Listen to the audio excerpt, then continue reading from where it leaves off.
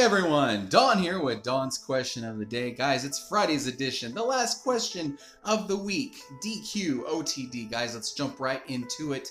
What is the most boring book that you have ever read? What is the most boring book that you have ever read?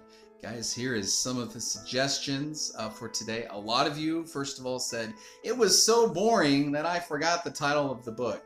How convenient, but no, really. I have read books too, and they're the same way. You get 2 or 3 chapters into it, sometimes even only 1 chapter, and you're like, forget this. I want no part in this book. It's just not making any sense. So, and then, yeah, over time, you just forget about the whole title. So I totally get that. And I'll get right in with my response. Mine was Huckleberry Finn. Yeah, I know, but wait till you hear some of the classics that were mentioned in this results. Yeah, Huckleberry Finn was just a hard one for me to get into. I think because of the Old English, I have a hard time, or at least I did at the time. That was a while ago when I was a teenager. I was reading that, but it's a big, pretty thick book, and yeah, it's just hard to follow. But just for me, that was hard. So, Pride and Prejudice, that's another classic. Animal Farm. That was such a good book, and short book, but man, I don't know. One of you said Animal Farm.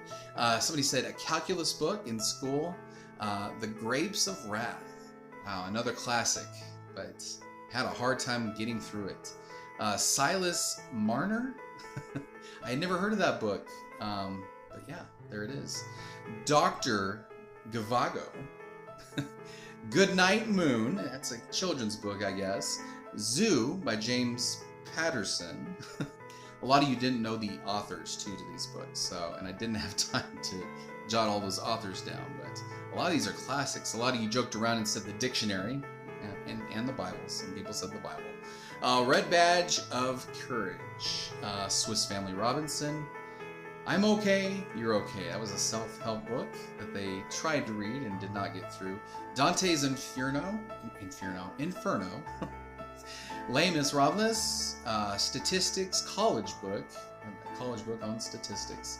That sounds boring, depending on what the statistics are. So, oh boy, a math book, a school math book. Yeah, we all have to read that eventually over like a period of what, 9 months. Tale of Two Cities. No, such a good book. Twilight. Nah, you can have Twilight.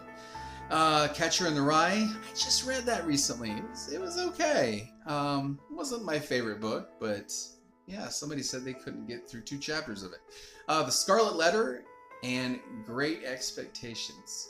Well, guys, it sounds like we had great expectations for these books, but didn't pan out. So there you go, guys. Those were just some of the suggestions today. Great response today.